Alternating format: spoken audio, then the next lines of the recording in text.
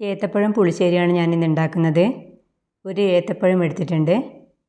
ഇത് തോല് കളഞ്ഞ് കഷ്ണങ്ങളാക്കി എടുക്കാം. കറി ഉണ്ടാക്കാനായി ഇത് ചട്ടിയിലേക്ക് ഇട്ട് കൊടുക്കുന്നുണ്ട്. ഇതിലേക്ക് 1/4 ടീസ്പൂൺ മഞ്ഞൾപ്പൊടി ഇട്ട് കൊടുക്കാം. കൂടെ 1/2 ടീസ്പൂൺ മുളക് പൊടി കൂടി ചേർക്കാം. വേവാൻ ആവശ്യത്തിനുള്ള വെള്ളം കൂടി ഒഴിച്ചു കൊടുക്കുന്നുണ്ട്. ഇനി അടച്ചു വെച്ച് ചെറിയ തീയിൽ വേവിച്ചെടുക്കണം.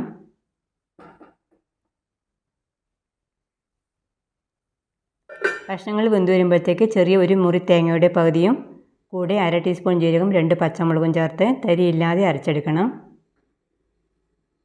ഇനി ഇതൊന്ന് തുറന്ന് നോക്കാം. കഷ്ണങ്ങൾ വെന്ത് വന്നിട്ടുണ്ട്. നേരത്തെ ഒഴിച്ചു കൊടുത്ത വെള്ളത്തിൻ്റെ പകുതി ഇപ്പോൾ വറ്റി വന്നിട്ടുണ്ട്.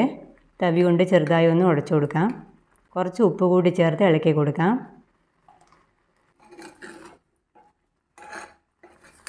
ഇനി ഇതിലേക്ക് അരച്ച് വെച്ച തേങ്ങ കൂടി ചേർക്കാം.